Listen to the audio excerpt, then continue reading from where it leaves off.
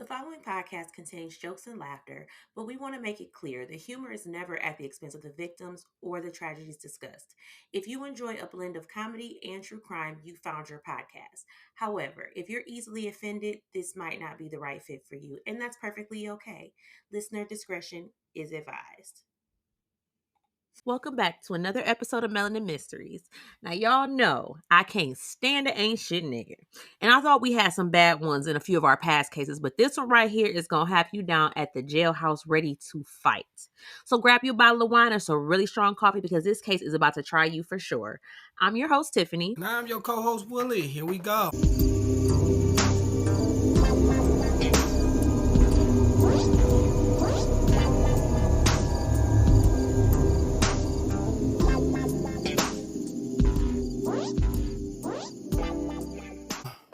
So, quick thing before we get started, we do want to give a shout out to Dartanya for recommending this case. Girl, listen. Yeah, this is a good one. We appreciate She said it was wild, and until I started digging, I was not ready.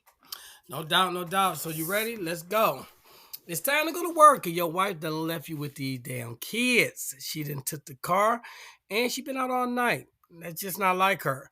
Now you make up, you're up making up the bottles, and you got to deal with the toddler, and you got to find a ride to get these little nigglets to daycare and figure out how you about to get to work. So you call up your homeboy to give you a ride. He gets there, y'all drop the kids off at daycare, and you like, man, you know what, fuck work, man. We need to go ahead and find this wife of mine, you know what I'm saying? So you ask your homeboy to take you to the police station to make a missing person report. The last time you seen her was about 1 a.m. that morning.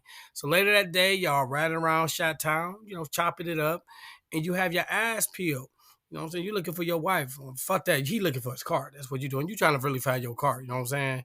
You round the corner, paired by an alleyway, and damn it, if that ain't your car. So you looking like, damn, my car just said posted, right? So you tell your friend to pull over. And yep, that's your car. Now the $1 million question is, where is your wife at, right? She isn't in the car. But the car looks like somebody ramshacked it, right? So it look like they just went into, you know how them damn Kia boys be, you know what I'm saying? Shit. So it look like a product of a Kia boy robbery. So you call 911 because this just cannot be good. You let them know that you already reported your wife missing, and you will wait with the car until an officer comes. After waiting a half an hour, you hear a half an hour, sorry ass Chicago PD still ain't pulled up. So you ask your homeboy to drop you back off at the house. That's some bullshit. Now I done told you my wife was missing. I done found the car. It looked like it was ramshot. It looked like somebody that went in and just did whatever. And your ass, after an hour and a half, you still don't come? That's ridiculous. Freaking Man, ridiculous. hell yeah, man. Clearly, to y'all, it's not an emergency. So what the fuck? What the fuck are y'all doing? Clear Chicago PD. I'm probably making drill music. Shit. So Chicago police officer, his name was Marius. I'm about to butcher this last name. Kenyatae? I don't know, whatever. Who took his sweet time getting to the scene on October 26, 2009 in the alley on the 220 block of North Trip Avenue in Chicago.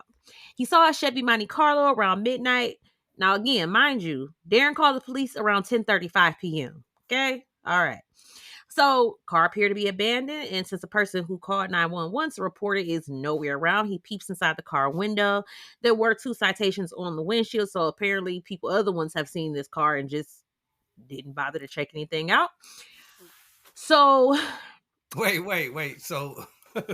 So police actually came and put a ticket on the car, but they punk ass couldn't come when he called and reported that his wife is missing and he found the car. I just want to make sure we're on the same page, right? 2 times they put a citation, 2 times. So somebody been out there twice, but then Twice. twice. Oh my lord. Bless those sweet potato soul. Go ahead. So he pulls the door handle and it's unlocked. So he goes, starts checking inside the car. He finds a purse. Didn't really see much else. Someone's like, check the trunk. So he pops the trunk and he looks inside, and it is a body inside of a woman who has been shot. And clearly, she's dead. So she has bloodstains on her face and her upper body. It looks like she had been shot twice in the head. So he goes back to the woman's purse. He checks her ID, and the woman appeared to be Kenyatae Collier-Brewer. But that's a mouthful. So we are gonna call her KK from here KK on it out. is. KK it is. Cause y'all know Willie gonna butcher that name, so we just gonna call her Damn KK right. Yeah. Just to let y'all know, that's the answer to one of the questions. Okay. Just throwing that out there. But go ahead. in the Facebook group. Yes. So they also found a crooked cell phone bill that listed her name and her address. So we're gonna talk about KK for a minute. So her name was again Kenyatae Collier, and she was born sometime in 1986 or 87. We really couldn't find much information about her background, but she was 22 at the time of her passing. Her mother's name is Teresa Jones. No father was mentioned, so I'm not sure if he was in or out the picture. They did mention she had a younger sister named Kanaya, and her family described her as quiet and shy. She was a bookworm. And when she was a kid, she liked to cut open bugs and chase her sister around with them. And she always wanted to be a doctor or a mortician. And she graduated from Clementine or Clemente, I don't know, one of the two, Community Academy, which was a high school. And she was working as a nursing assistant at the Northmore Rehab and Health Center when she died. She was taking night courses for nursing at the College of Technology in Chicago. And she did become a mother pretty early on. She had three children. Her oldest son's name was Dante. At the time, he was 4. And then she had two more children, Dariana, who was 1, and Darron, who was 7 months. And both of the younger two were with her husband, Darron Brewer, and the two have been married for 2 years.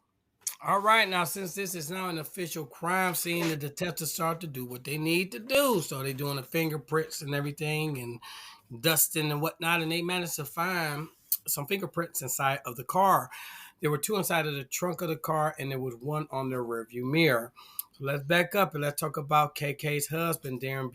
Darron Brewer was born March 10th, 1987 in Chi-Town. His mother is Teresa Smith Wallace, and no information about his father was listed anywhere, but we know back in the 80s, black fathers was not around. Maybe due to the crack epidemic or the fact that they were trying to become up and coming rappers. I don't know.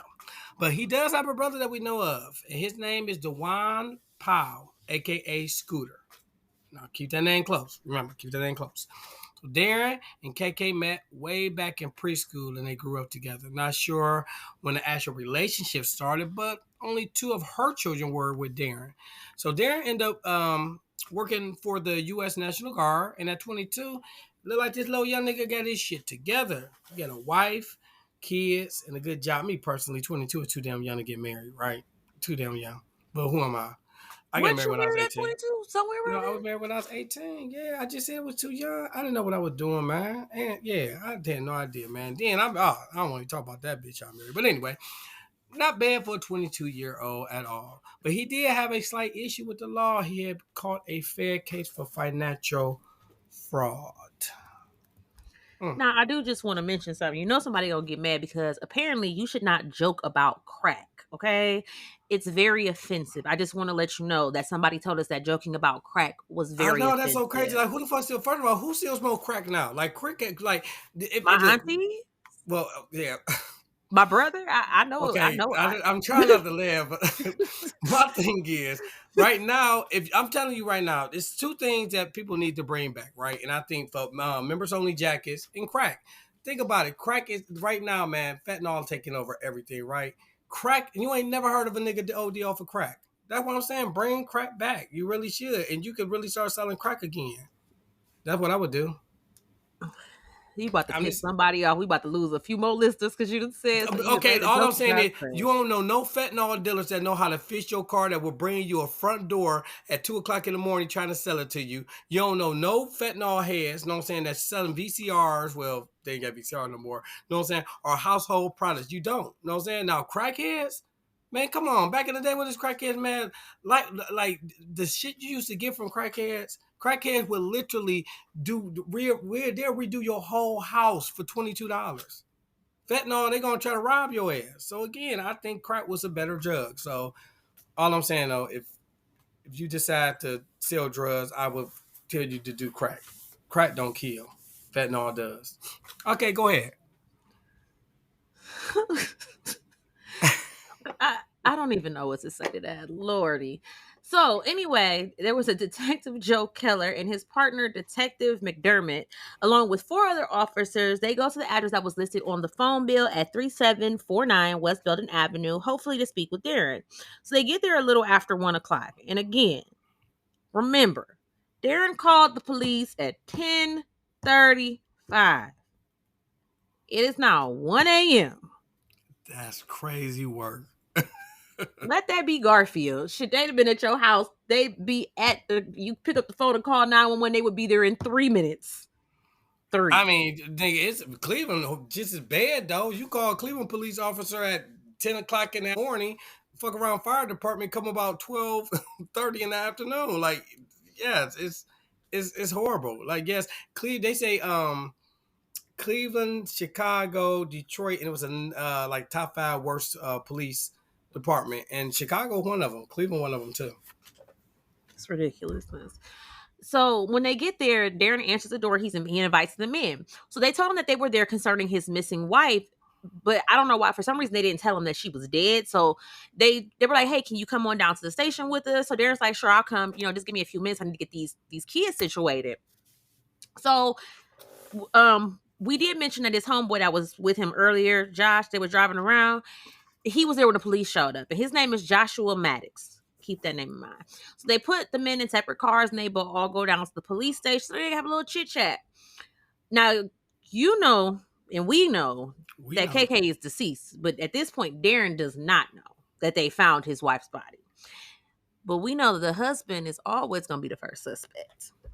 That's how they always is. It's always the hubby or the boyfriend. So when they get down to the station, they are just, having casual conversations, gathering information from Darron about his wife coming and going, the last time he saw her, and about where he had been during the day. All the questions they gotta ask you just to kind of rule you out as a suspect. So Darron said again that he hadn't heard from his wife since the day before, around 1 a.m. And because he was a concerned husband, he called his friend Josh to pick him up and take him to the police station to report her missing. He also said that later that evening, when they were driving around, they came across his car, but KK wasn't inside. Right? Where shit is, you don't go and take the purse out. Remember, it's a purse in it, so you don't take that out or anything. You just leave it in there. You don't open up the trunk, check nothing. But you know what? Hey, shit happens. So maybe he was nervous, maybe he was scared and wasn't thinking. So we'll go ahead and we give him that, right? And he realized that she wasn't inside. So this is where he went and called 911, and it took 3 hours to get there. So Darron and Josh were set down in separate interrogation room. Now Josh was let go after a few hours as his story essentially messed up, right? So he would be a good Samaritan, a good friend. Um, and the story would tell him about him picking up Darron and taking the kids to the daycare, riding around, finding the car, all that, you know what I'm saying? It was consistent. So they said, you know what, we don't think he ain't got nothing to do with it. But one thing that Darron did not mention was that his brother, remember Dewan, aka Scooter? Remember we told you, remember that name? Darron's brother, right? He did not mention that. He forgot to mention that. Mm-hmm. But Darron's ass, he had to sit there for a little bit. So they questioned this man for hours and hours and hours. So they wanted to see if his story stayed the same, but they also didn't tell them that Josh mentioned that his brother was with them earlier. They also asked him if would consent for them to search his apartment. So Darron didn't break a sweat. He's like, "Sure, where the papers I need to sign? Go ahead, take care of that." So this is around 5 a.m. So mind you, he's been there sitting there for at least 4 hours at this point. So they got there around 1. He's been in with them for about 4 hours now. So by 8 a.m., he was tired and ready to go home. So he like, look, let me just go ahead and take a polygraph test. Y'all can ask what y'all want to ask me, see if I'm lying. Let's just go ahead and get this over with. I'm tired and I'm ready to go home. Because they had been asking him the same freaking questions over and over. And he's like, I'm giving you the same damn answers. Until he slipped up. Uh-oh. So he mentioned that there was a carjacking at a Marathon gas station. Now, but I just want y'all to keep this in mind. The whole time that Darron was there, the police were like, hey, look, you're free to leave. The door's unlocked. He was allowed to use the restroom and have smoke breaks or whatever. So just remember, keep this in mind. So around 11 a.m., Darron was able to take this polygraph test. Now, mind you, he's been dealing with these niggas for 10 hours at this point. Still. This is why you commit crimes by your damn self, man. What the Yin Yang twins say, Tiffany? They say what? Drink by Can't. myself, smoke by myself, fuck these hoes for my goddamn self. Go Oh, ahead. because they Go can't ahead. nobody tell on you if you was by yourself. That's what I was looking for. All right. Sorry, No, my I bad. thought you were gonna say, "Where do you see my own?" Where do you see my? No, I'm gonna need you to keep up because I'm about to throw a lot at y'all. Right, so keep up. Now we mentioned that Darron slipped up and mentioned that there had been a carjack. His car had been jacked that night before at the Marathon gas station. So while detectives were listening to him, they had another set of detectives headed down to the Marathon gas station to get the surveillance of what happened. The cameras get you every time. The clerk who worked there, his name was Charles Reed, and he was brought down to the station to view a lineup. Charles told detectives that he seen the carjacking in real time. He saw a man in a scream mask, and yes, it's a scream mask. You know the old scream mask? Just wanted to make sure y'all didn't think I meant to say ski mask. Scream mask. Come up, and he heard a woman screaming before they got in the car and drove away. Now, Charles did, in fact, call the police to report what he saw. This is south side of Chi-Town, and he said nobody came until the cops showed up asking for the surveillance tape. Now, that's that bullshit that I'm talking about, man. That's why we need police reform, real talk. That's a prime example of that. You mean to tell me that this nigga witnessed somebody get carjacked, a woman holler, and they take off. He reported it, and not one cop came through? Now, Exactly. come on, man. Until they were trying to get these surveillance tapes, man. That's that shit, man. That's the shit I'm talking about. But anyway, and somehow, in between a polygraph incident in the interrogation room, this nigga cracked. He cracked. He wasn't aware that the police had been down to the Marathon. So he had no idea that they sent a second set of detectives down there to pick up the surveillance tapes. Darren let it slip that he thought his brother may have killed his wife. Interesting. Now, why the hell would your brother kill your wife, dude? That's $1 million question. This nigga just couldn't take it and just started bawling and confessing and crying like a little bitch. So let me tell y'all what this man does instead. So again, you gonna need some strong to sip on for this one. Hold on, wait, hold on, wait, hold on one second, hold on. All right, go ahead, start, please, because it's about to be deep. This man said it was all DeWine. He did it. He killed my wife. I'm scared and I need protection. Damn, this nigga he cracked. Damn. Okay, go ahead. So while this dumbass is fucking just slinging his brother's name through the mud, the police get another call from a man named Darron Webb, who Good last happened to name. Good be, last name. that's probably your cousin. He happened to be Darren and DeWine's cousin. Now, why would their cousin be calling down to the police station? You want to know? I'll tell you why. Because niggas run their damn mouths too much, man. Yes, niggas talk too much. They do. They literally talk too much. They advertise every aspect of their life and what they do. And it's a prime example of why you need to keep your fucking trap closed. So Taryn called down to the station with some tea. And listen, that's that tea that he had, right? And the tea was hot as hell, right? You so damn hot that nigga you guaranteed to burn your mouth. But I was drinking liquor. That's really not tea, so I didn't burn my mouth. But the point I'm about to make is, listen, Taryn told those detectives that he knew who killed KK. They said, "Sir, would you mind coming down to the station and having a chat with us?" Taryn said, "Say less, my dude. I'm on my way." He came down to the station. He told it all. He said that he was on the phone with DeWine a couple times to lay a few weeks. But a couple of the conversations kind of stood out to him. In one of the conversations at the beginning of October, DeWine said Darren asked him to kill KK so that he can collect her life insurance policy, which was about $205,000. Which again, I ain't got $205,000, but that's not no money. You know what I'm saying? Like real talk. Not enough to kill nobody, folks. Exactly, right? Now, because apparently Darren had come out the closet. When I say come out the closet, I don't mean that he was in there doing some work or he was looking for his shoes. No, the dude came out the closet. In other words, he liked boy pussy. You could have Is that just said the wrong? man was gay. Oh, I'm sorry. Well, he was gay. Okay, my bad. So apparently, Darren Head came out the closet and he wanted to live his life as a gay man. So he no longer wanted women's no more. He wanted men's. He didn't want to be married to a woman no more because he wanted men's. But if she divorced him, he couldn't collect that money. So him and his lover could ride off in the sunset together, right? So the original plan had been for DeWine to go to the couple's home and strangle her to death, right? But DeWine ended up punking out and he couldn't do it. So instead of strangling her, he just had sex with her instead. Oh, that makes perfect sense. Perfect sense. So you say, you know what? I gonna strangle you, bitch, but you're looking kind of good in them jeans, right?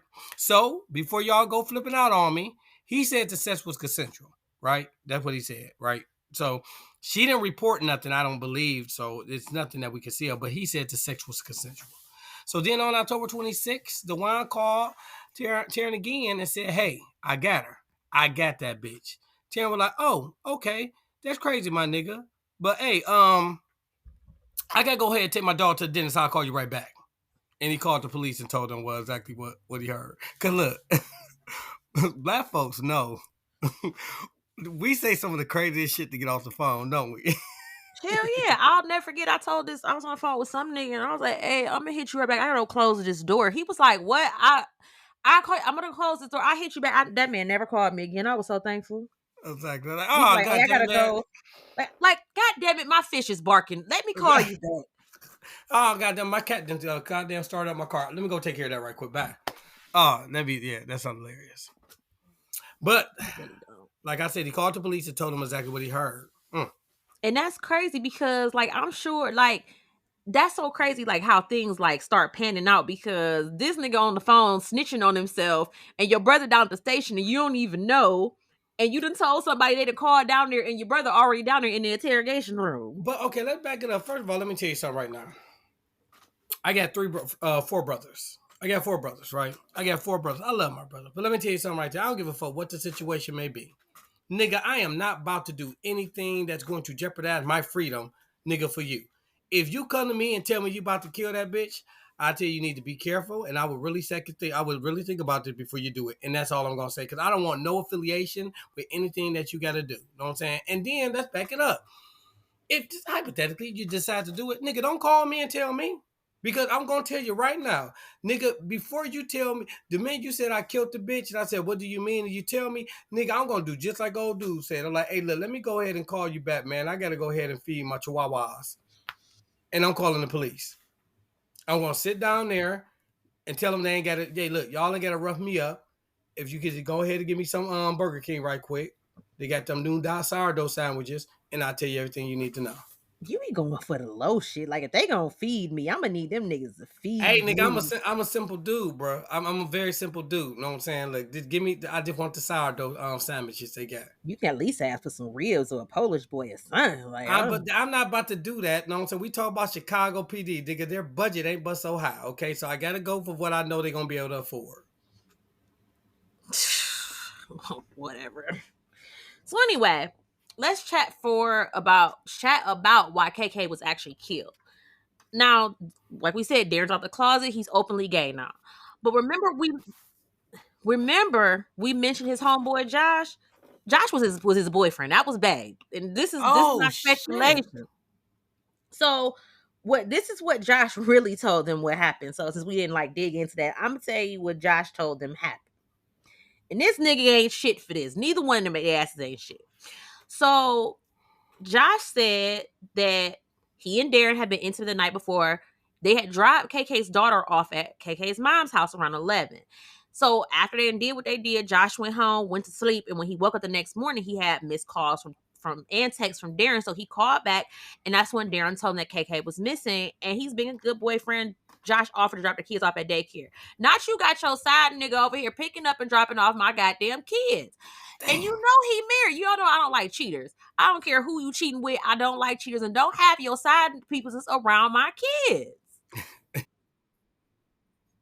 I don't give a damn side nigga, bitch. I don't have your side piece around my goddamn kids. And they was probably at KK's house fucking around. Why can't y'all take your hoes, your side pieces to a hotel? Why you gotta do that shit in my house? I, I See, I that don't pisses know. I me mean, you off. act like I'm about to say, because technically, when I get my hoes, I like what? What do you want me to say? It was a Damn, hypothetical question. I'm just saying. damn. I don't know. I have no idea. I don't Like, I engage don't in that understand. type of Like, shit. why? Like, remember, Andre was bringing his bitches to the house he shared with Tiffany. Like, take y'all home somewhere else. Oh yeah, what episode was that? It was originally It was one. 1 in 25. All right, one in Take y'all 25. home somewhere Take else. your And like, hoes somewhere else, man. it's just fucking stop cheating. Shit. Yeah, just Damn. stop cheating. Well, I just want to know, how did you go from the warm touch and Because gentle because caress probably of a because woman? Hold on, of probably a woman, just like, you know what I'm saying? Like, I'm gonna look. We gonna be honest. We grown folks. Let me tell you something. The first time I ever had some cooch, I never looked back. That I knew that's what I wanted. It ain't nothing, but just nothing you could do to deter me or whatever the case may be. Right? What makes you go for dude? And look, you gotta be super gay. Why? Do you know why you super gay? And I know I'm about to get feedback. I mean, they about to kill me because girl got booties too. So if you just want booty, do a girl booty. But you okay, are well, extra okay, gay. so okay, I'm gonna cut you all the way off, because some people that's what they like. Just like it's normal for us to like be heterosexual, that's normal for them. So okay, end of conversation. We're moving on here. Well, damn, I'm sorry, my So bad. Damn. Josh is being a good boyfriend. He drops all his kids off at daycare after he picked up Darren. So then they stop at the police station. It's Darren in the car, Josh in the car, and Dewan in the car. But I just don't understand why you can't just divorce the woman and just let her live her life. Why you gotta take her out? But this okay, so but whatever. I don't get it. That'd be the So stupidest shit. Yes. then I'm pissed off because this nigga DeWine is claiming that he had consensual sex with his brother's wife. So you just pop out like, hey, I'm here. What are you doing in my house? You want to have sex? Yeah, sure. I don't believe that shit for one moment. Because if you will kill, you will lie, cheat, steal, and rape. Okay? I, that's how it goes. So detectives, they go back for another round with Darren after they got all this tea poured out in their cups. They like, okay, Darren, let's talk about this again. So you so-called scared your brother and your brother killed your wife, right? Right. So okay, Darren, we got somebody else who can corroborate your story. We heard the same thing, but we also heard that you told him to do it. Mm. And they said this man just drops to the floor. He hollering, flailing around the guy. Get your ass up off the goddamn floor. So they said once this stupid ass composed itself in a taped confession, Darren tells police that on October 26th, 2009, around 1 a.m., he and KK were in the car on their way home. She had just gotten off work and she was tired. She had fell asleep in the passenger seat. Two of the babies were in the back seat, the 1-year-old and the 7-month-old.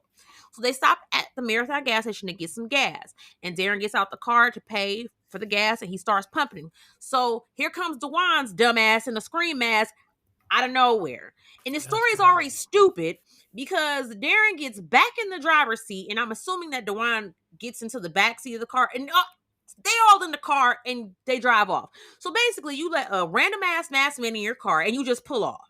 And if this nigga was any type of fucking actor, you should have been acting scared, right? Because I mean, I'm sure I'm scared. Who the fuck is this nigga? He got a gun. We done hopped in the car and pulled off. So they drive for a few minutes and they pull off, I'm assuming somewhere where it's dark. And then Dewan gets out and he makes KK get out of the car. Again, he has a gun and he tells her to get in the trunk. So I'm sure this poor woman is freaking terrified. She got her babies in the car. Now got my bitch ass husband over here in the driver's Mm. seat. You supposed to be protecting me and your stupid ass just sitting there twiddling your fucking thumbs. Mm. The same thumbs he probably had an old dude ass. So anyway, KK, she gets out and she goes to get in the trunk. And I mean, this poor lady is begging. She's crying, like, please. Like, but she gets in the trunk and Dewan closes it and these fuck asses, they just drive off. So they drive back to Darren's house. Darren takes the kids out of the car and they go in the house. So, these poor kids, I'm sure they're probably sleeping, and this is not something they I would be would able to pray. talk Yes, I about. would pray they are. Like, damn, cause that horrible. Ridiculous. So Dewan gets back in the car and he drives the car into an alley. So he goes to open the trunk where, again, I'm sure KK is probably scared out of her freaking mind. And Dewan just shoots her in the head twice and leaves. Damn. And we'll talk about where this sorry ass nigga went a little later. Rest in peace, rest in peace. So after Darren runs all this down to the police, they ask him, "Why would you allow your brother to do this to your wife? Like, come on, bro. Like, why?" He told them that he was gay. Yeah, I'm gay, dog, and that KK was gonna leave him. I mean, what did you expect? But ain't that what you wanted? Exactly. Ain't that what you wanted? So then he also said that KK said that Dewan had raped her and she was going to report it to the police. And he didn't want his brother to go to jail. So he preferred to, rather than his brother who's supposedly raped his wife, rather than him go to jail, he decided, yeah, I'm gonna go ahead and kill her. So you already doing all this, may as well collect the insurance policy money too, right? So they put it in motion for Dewan to kill KK. They thought the carjacking would be a genius idea. They went ahead and they arrested Darron and they charged him with first degree murder and aggravated murder. Let's briefly talk about Dewan, the brother, right? His full name is Dewan Powell. He and Darron share a mother, but since they got two different last names, we can only assume that they had different fathers. So Dewan was born August 24th, 1989. He had no prior criminal history.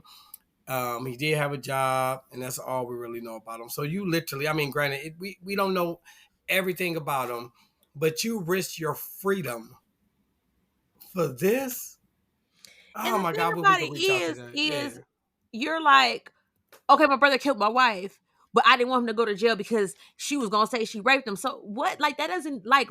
Did you I did mean, y'all think about that for just a no, they second? don't. Because that logically No, doesn't even no, make sense at they don't all. think about it. They just do. There's no way you could have thought that one through because how you your brother raped your wife, and instead of you killing your now, I can see if he killed his brother, sound more If, likely, more crime of yeah, passion. because Yeah, but at the end of the day, that's still my wife and the mother of my children, yeah, and but you you kill violated her, her. but Yes, you took your brother's side instead of your and wife's side. yeah, crazy work. It's ridiculous work. So now the detectives they have to go and track down Dewan. They ain't got to go far because the first place they don't went to is his mama house. Mm. Their mother her name is Teresa, which I found funny that both of their mothers' names were Teresa. Oh shit! I just caught that. Right. Yeah. So Teresa she did give them consent to search her house and specifically Dewan's room because this nigga was still living at his mama's house. Well, he's only 20, so that's okay.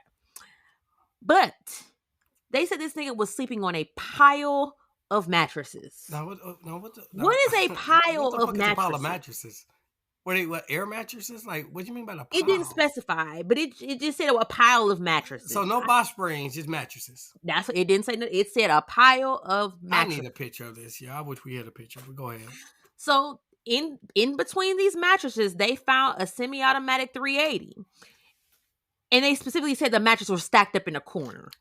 So I'm assuming it's like three of. I don't know why that's aggravating me, I'm but trying to really. they I'm really trying to picture this. but Like, they kept mentioning how these mattresses were stacked up in the corner in the court dock. So I don't know.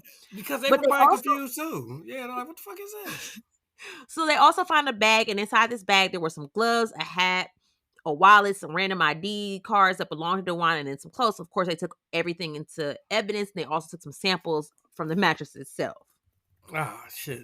Okay, so when autopsy came back, on KK, it showed that she suffered two gunshot wounds to the head, one to the temple and one on the top of the head. So the guns had been fired less than 18 inches away, though. That's not far at all, That's right? close as hell. Exactly. One of the bullets was found still intact in her skull, as well as fragments from a bullet. They rounded up Dewan and hit him with the same charges they gave Darron: first degree murder, aggravated kidnapping. Both brothers were officially charged October 30th, 2009. In the courts, they were denied bail and had to sit until trial. As they should have. Amen. But before they went to trial, Darren's attorney submitted a motion to suppress evidence and quash the arrest, which means to nullify the arrest. Some reasons that you can quash a arrest is lack of probable cause, lack of rights, etc., etc. So Darren said that he was unlawfully arrested at his home without a warrant or probable cause, and that his questioning was in violation of his Fourth Amendment rights. But remember, you were paying attention to the case. When the police came to his house, they didn't even mention that KK was deceased, nor was he under arrest. Remember, he came to the police station on his own free will. They told him he was free to leave, and the nigga didn't, and even asked for polygraph. Remember, he asked for one. You know what I'm saying? Like, he keep on Mhm. saying, oh, man, I'm tired as hell. Man, I'm ready to go. They look at this nigga, you can leave whenever you want. Like, real talk, leave. And they He made specifically said the door is unlocked, sir. Gone. Yes, you can Bye. boogie if you want.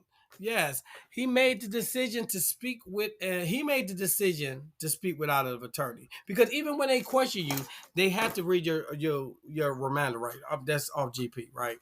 Hey So man, he I t- ain't answering nothing whether you read me my Miranda rights or not, because they can question you before. If you're not officially under arrest, they're not going to read you your Miranda rights, but you can still sit there. And even if they want to question you, if you say, I would like an attorney, they can't say a word plead the to fifth. you. They can't. If you ask for attorney and you plead your fifth to right to remain silent, there's nothing they can say to you.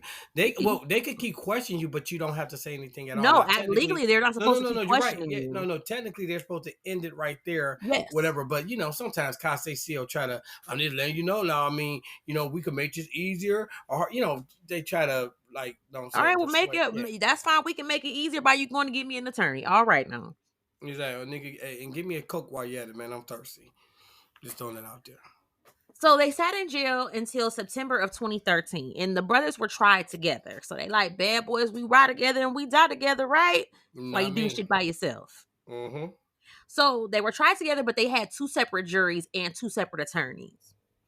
So basically, Darren's defense was that, hey, I'm gay. I ain't in love with my wife, but I ain't want her dead.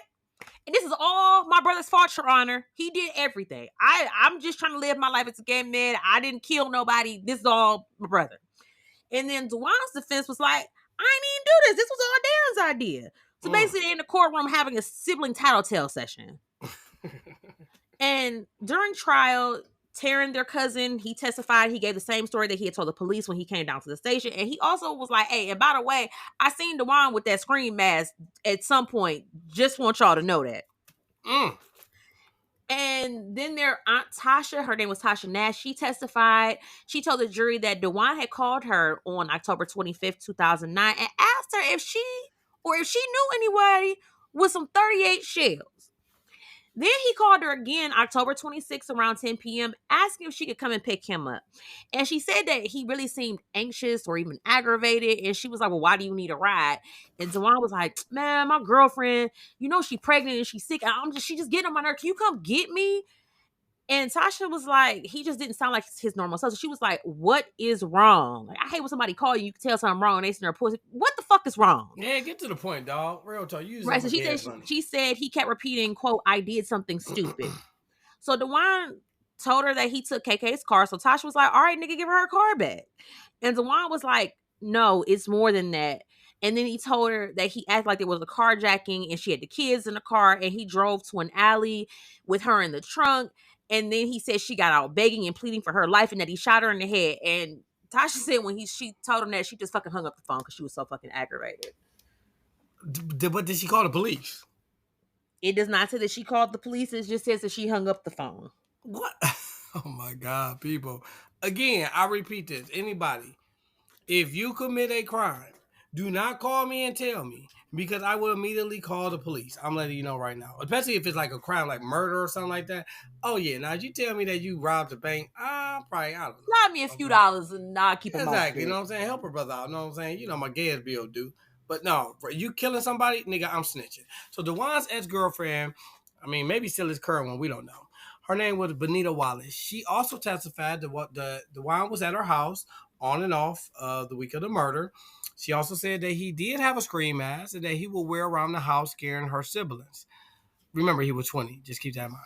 Benita said that he was at her house at 11 p.m. on October 25th, 2009, when he got a call on her phone and he left the room for 2 to 3 minutes. When he came back, he gave her the phone and he just abruptly left.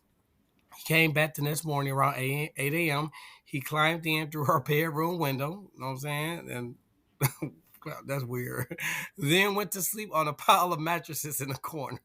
What is going on with these people just sleeping on mattresses in their house? And what What do you is mean going by a on with y'all pile of people? mattresses, man? I need a visual of the pile of mattresses. Like, what the fudge Why is going the hell y'all on? ain't got no beds? That's what I'm saying, nigga. Get a blow up Get mattress, a man. headboard. You can get a headboard for like $100. Like it's not expensive. Yeah, that is weird to tell people without headboards. Like, if you got a bed without a headboard, man, I think you're a killer. So he climbed in through her bedroom window. Like I said, they went to sleep on a pile of mattresses in the corner. She also testified that Marathon gas station was only a half a block from her house. So KK's mother was another one who testified. So remember Teresa Jones. She said that she spent time with her daughter October 25th, 2009 until she left for work that afternoon, and that she knew KK worked until 11 p.m. She said Darron came by the next morning asking if she seen her daughter, and because he hadn't seen her. She said that they both agreed that, look, if you find her before I do, you let me know, and vice versa. That makes sense. Yeah, right. So, but Miss Jones, she ain't like Darron. She said it was just too much crazy shit happening on his watch with her daughter. I feel her. And she said every time something happened, Darron was around. He's a mastermind and he thought he was unstoppable. So one incident happened in 2008 while KK was pregnant with their son. KK was shot at on the stairs of her family's apartment building. Mind you, who was right there? Darron. Mm. A week before she was killed, she had been stabbed in the face and had to get 8 stitches. Again, who was around? That nigga Darron. Oh, why do women? Oh my God, that is the worst thing. Like, why do women stay in those situations? And again, Because it a lot probably of get times it's into more men. dangerous for them to leave. That's why. I know, but that's like, damn. So you got shot at, but you already know that he stabbed her in the face. And dude, like, man, just take your little, know what I'm saying, your freaky ass on. You didn't. Not only did you move on, but you didn't switch sides. Just move on. Oh my God, go ahead. So KK wouldn't give details, but her mother knew it had Darren's name written all over it. So the gun that was found in Dewan's mama house in the mattresses, they were test fired and the bullets were compared to the bullet found in KK's skull and they were a match. In this trial, it lasted almost a full week. And Dewan Powell was found guilty of aggravated kidnapping and first degree murder. He was sentenced to natural life in prison with no possibility of parole. So natural life, that's the one where he really got You're to in do there for life. the rest of your goddamn. There Okay, ain't okay, no. okay, Yep, ain't okay. no All right. 25 years. No, the rest of your natural Rest of life, your life. sir. Okay. Now, Darron Brewer, he was sentenced to 75 years in prison for the murder and 25 years for the kidnapping charge. This crime cries out for a sentence that makes sure he never sees the streets again, Judge Stanley Sachs said when he handed down the sentence. Now, both Dewan and Darron both appealed their sentencing. So, Dewan in 2016, he stated that he had ineffective counsel. They was like, no, sir, denied.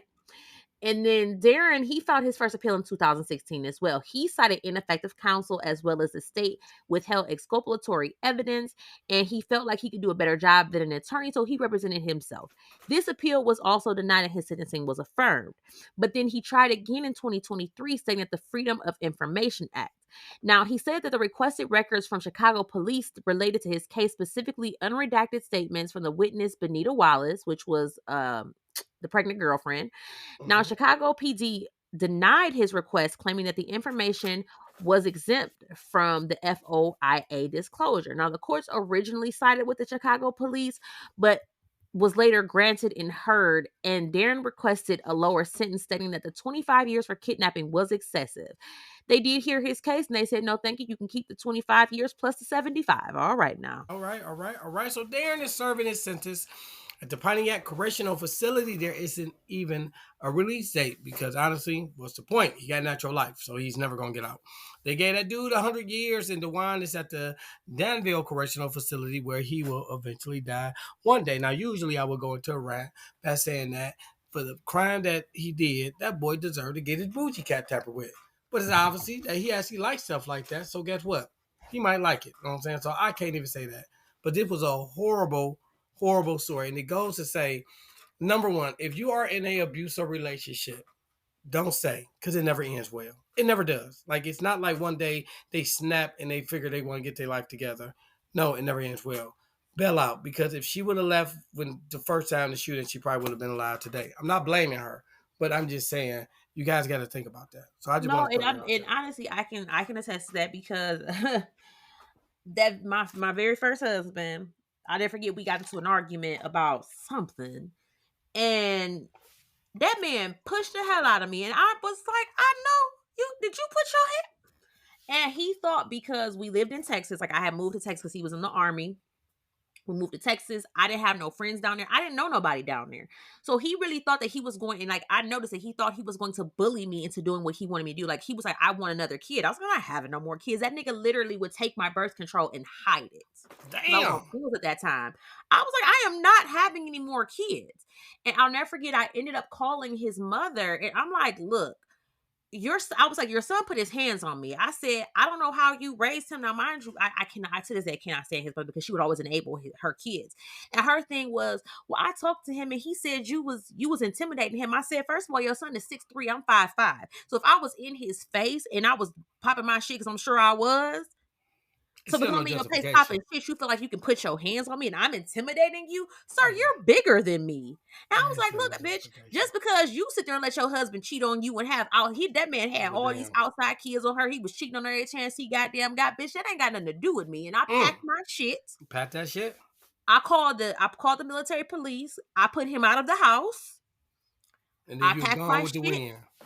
I packed my shit and my kid and brought my ass the fuck home. Because you're not gonna if you see the signs early, I had to it was what it was. And when I tell you, we had only been down there we moved down, we got married in September, we moved there November. By Valentine's Day, my ass was back in Cleveland. Because what you're not going to do is I'm not going to be in a abusive situation. Like I remember it was in the plans that I was going to go back to school. I got down there, he said, no, the hell you not. Mm. Yeah, man. That's This is what we're not going to do. And I was just like, and I was very young. I think I had just turned 20. But like you said, But the key word was you saw that shit early though. You know what I'm yes, saying? I did, because he It had took. never he was all, everybody knew Damon was a little crazy or whatever, but Yeah. he had never shown signs of abuse towards me. Yeah. First Like, time he was he did have gone. an anger problem. He would get mad and punch stuff like stop signs, and he had a bad temper, but it never, because we were together like a year, 2 years before we got married, and it never came, like none of that was ever directed towards me, like ever. Soon as we got married, that man flipped the script and tried to get out. I'm going home. I called my parents. I gotta come home. There you go. But again, that's why I said most people definitely they definitely need to take heed. Like I said, man, if you are getting your ass lumped up on, it usually don't get better. It's just gonna get worse. So make sure that you do reach out to the individual taking help, and that's called the police unless you live in Chicago, because they won't come for about 3 to 4 hours after you didn't get your ass beat. So with that being said, it's time for us to move on to our segment that we love so much called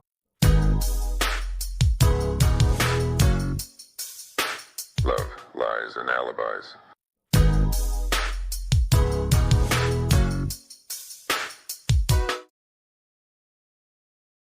All right, what do we got? What do we got? I have no problem doing it. So look, this just to give you before we do that, just to let you guys know, of course, Love Lies and Alibis, that's a segment that we do. We also have a Facebook page called Love Lies and Alibis, who we would recommend that you definitely join. So It's not a majority page, it's a group, a sir. group. I'm sorry, group. My bad. Okay, that's why I told you to do it. Nigga, let me. Can I cook? You know what I'm saying? You just coming over here putting your salt and pepper in my stew. Damn. Anyway, it's a group that we got. You know what I'm saying? And I'm the leader, Otis. I'm the leader. Let me stop playing. Um, in a group, like I said, we talk about different things, and we always majority. Sometimes we'll take the topic that we're going to talk about and Love Lies and Alibis on the actual show that we're doing, and we will take some of the comments that you make, and we will actually read them on air.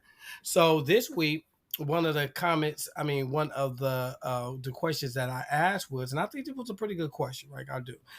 I said that, ladies, would you date a man who makes less money than you? I think that's a good ass question, right? Because, and this is another thing. You got these men that's coming out. You got these little relationship gurus that coming out talking about, like, this one gentleman, can't think of his name, talking about, if you can't afford to give your girl $50,000, you don't need to be dated. Nigga, what is you talking about? You know what I'm saying? Like, what is you talking about? So with that being said, I was thinking, like, what is it an issue with a woman making more than a man? Because some women got an issue with that. So real quick, what about you? Let me ask you, Tiffany, would you date a man who makes less money than you? Um,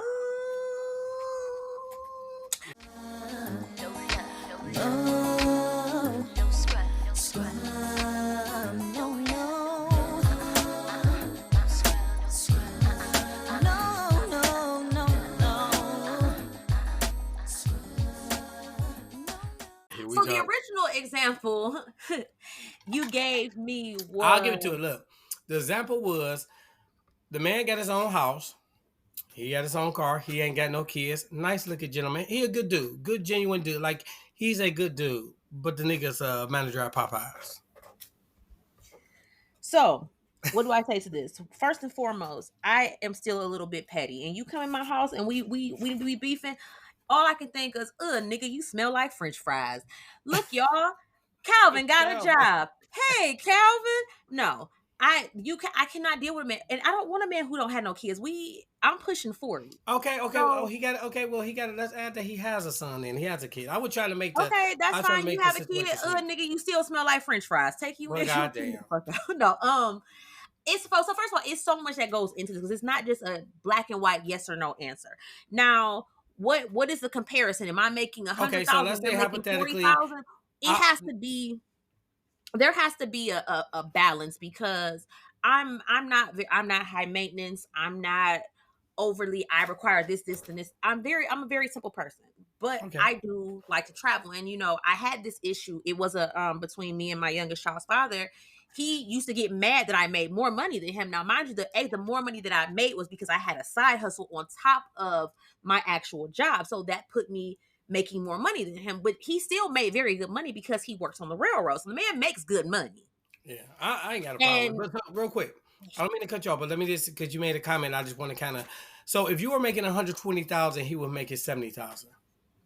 then to me that still balances out because we're still both of us are still making good money. Like that's still we Okay. have wiggle room money. Like Okay. we have I don't want to be with somebody where I feel suffocated or restricted when it comes to finances. Like I want to still be able if me on my own I'm still able to at least take 3 trips a year. I can take care of my kids. I can pay my bills. If you can't add to that, or if it's time for and like I'm not that last minute, oh, let's go to Thailand next week. No, I plan out all my trips. But I want that freedom that when it's time to go, you ain't about to be like, I don't know. I don't have time for that. No, I get I it. I want to get it. still be able to keep up my quality of life that I have, and I want you to be able to add to it. And To it, yeah. if it comes to it's gonna become a point of contention if there's a huge gap. So Now no, I'm not and it's funny you mention that because when I was kicking it with the one chick, you know what I'm saying, she made good, like her house was like $500,000. I didn't have a problem with it. Like I was never intimidated. I brought my little punk ass money to the plate or whatever. What made me get to a point where I left it alone was because she made it a point. Like, you got some women that equivalent money, you know what I'm saying, with respect. So I guess she just felt because she made more money than me, like I was like less of a man or whatever. I don't go for that shit.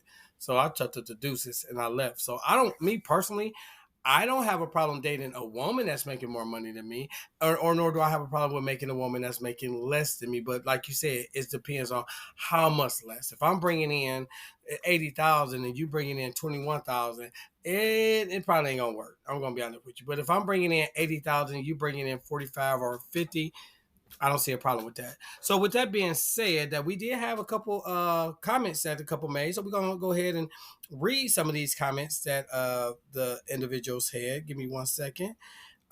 We had quite a few. So Terry said, yes, as long as he don't ask for my money.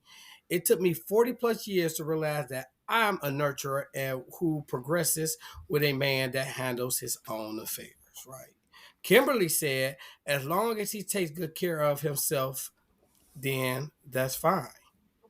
And we got to read your girls.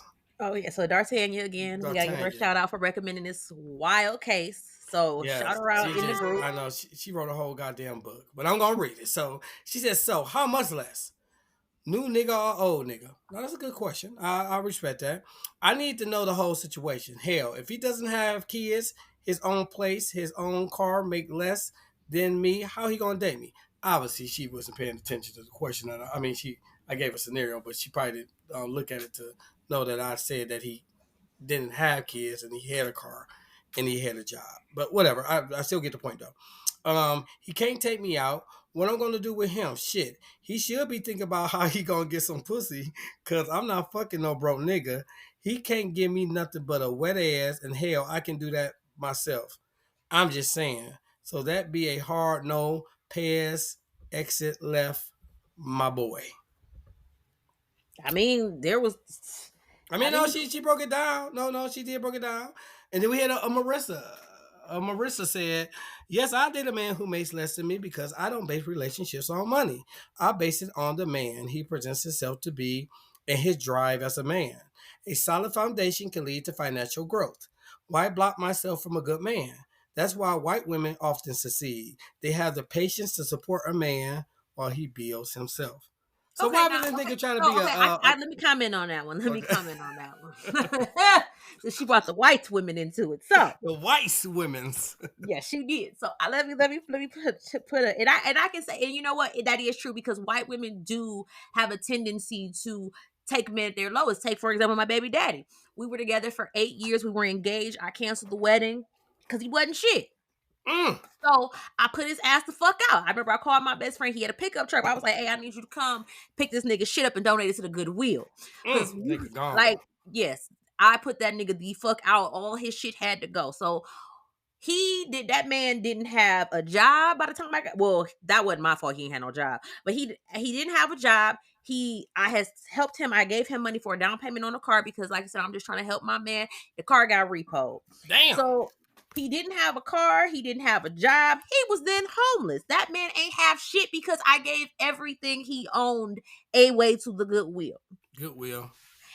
He found this white woman, and I will tell you, she got that man when he did not have shit. He had the clothes on his back. She got with him. I guess that didn't matter to her. She did have her shit together. I think at the time she was in school for her master's. She actually made him. She gave him the good glow up because he was slacking on his daddy duty. She got him together. That man, and won't hold you. All these years later, they got married. They have a kid of their own. She had him step up. They bought a house. He got his credit together. And now he's an amazing father, and we co-parent wonderfully. But I really do attribute that to her because she got his ass together. And I'm like, baby, when you got him, he ain't had nothing. So you He saying didn't we have need? shit. So you saying that we need to get white women? That's what you telling me? I don't give a damn what the hell you get. I just know it wouldn't be me because if I met you, you ain't had no car, no house, no job. You wouldn't get nowhere with me. That But person is not for so that me. proves the point though. That No, white that proves woman. that worked for No, them. that white woman saw something in that black man dingo. Know what I'm saying? Well, Enough she to sure give him did. a And chance. I And am look, happy for them. I damn. So we love gotta that get for some them. white. We gotta holler at these white women. That's what we gotta Hey, do. you know what? If that's what you feel you need to do, but baby, would not be me. Would not be me. And I say, and honestly, I really think it's going to be a case by case situation because we can't generalize because everything does not work for everybody. Now that her situation turned out great, and like I said, Well, I'm white very women, happy you for ain't him gotta because, work. You huh? ain't gotta work with a white woman from what you just said. No, but I'm just saying it worked for them. Like I said, Oh, and he okay. got because that situation, like real talk, that's not a likely situation to happen like that. But it worked out for them, and like I said, and I love that for them because it also benefited me and my children. It benefits my children because he's the father that they needed him to be, and he's now the parent You stepped it up that I like to co-parent with because he's doing because what of a he's white supposed to for woman. our kids. So the white woman made him a better black man. I She ain't mad sure at that. did. So She look, she really did. I'm being She, ignorant. I can't. I mean, I gotta give props where they do. Like she got his shit together. She had the patience of Job because, baby, Baby, not you. not me. Not you. I get it, Try man. I Jesus, get it. but baby, not me. So Mm-mm. white women got patience. We're gonna keep that in mind. So No, LaChaka, I really do believe they do have a lot more patience than black women. Like they do, let's man. be honest, they do. Yeah, they do. So LaChante, I don't know. She trying to be French. I don't know. She said, I Excuse me. would, but like Terry Love said, don't ask me for nothing. So she said she can go with a nigga that's making less, but don't ask him for nothing. Don't ask him for nothing. So with that being said, that is our little lives. Alabama, if we gather this real quick. We do post a lot of times when we make posts. Those are the questions that we're going to ask. So if you do, we ask you to join the group. I'm telling you, the group is fun. You know what I'm saying? You can post whatever you want. Just answer the question. I'm giving you guys a hint. The first question is I fuck up names. That's the first question. Everything else is easy to do. The question is, what do Willie mess up? I mess up names. Just remember that. That's very easy. Join the group. Join the group. And like I said, we will read. We do read comments on live, and we will give you a shout out. I don't say your last name, but I will say your first name, so you know who you are. With that being said, anything else? Yes, we have a whole list of things to do. So, of course, Yes. y'all know we are never going to stop advocating for our girl. Go back, listen to episode 9, Khadijah. That is our girl, even though she ain't speaking to Willie right now. But that is our girl. We Don't do love that. her to absolute death. So, like we said, we really just want to help her get a fair shot. That's it. That's all. Nothing more, nothing less. She just deserves a fair shot, just like anybody else does. Okay.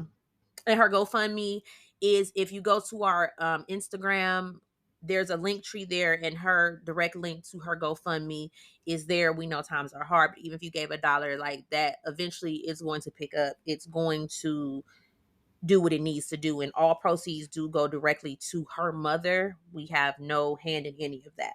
None of that. None of it. I just want to clarify that we do not have no. That's not. The money goes directly to her. Our name, anything is not on it. We just post it on our page. Yep. And furthermore, we are offering ad space if you would like to run an ad for your black business.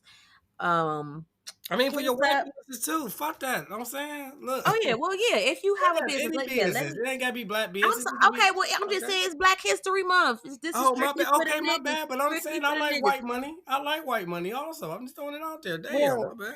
I mean, I'm not saying it. They know what we mean. We don't mean nothing. Just if you've been here long enough, you know how we are. We love everybody. As long as you love us, we love y'all back. So yeah, if you would like to run an ad, and I'm talking to myself here, Tiffany, run your ad. Hit us up at podcast at melaninmysteries.com. Shoot us an email. Also, don't forget to leave us a review. I have been getting so many messages. Y'all have been leaving so many comments. I am loving it. It is, y'all are hilarious. I'll just say that. Y'all are freaking hilarious, and I absolutely love it. So just make sure that you're giving us a 5-star rating if you love us. We appreciate it, and it really does help the show itself grow. Um, and then next week we are going to have a special guest. Oh my god, it You is can't tell them going. who it is. Don't tell them who it is. No, Don't tell no, I'm them. not gonna tell them who it is, but I'm gonna drop a hint. It is another Black true crime podcaster. That's all I'm gonna say. But we will Mm-hmm. have a special guest next week, so make sure you tune in because this is about to be hilarious. Yes, Absolutely make sure you do. hilarious. Yes, make sure you tune in. So, with that being said, before I close out, you got anything else? No. I'm trying to think. No, that's it. Just hey, like I said, just make sure you drop those comments or whatnot, and just pray for me because the hashtag is don't hold back 2025 Willie 2025. Oh yeah, we have somebody created a hashtag for us.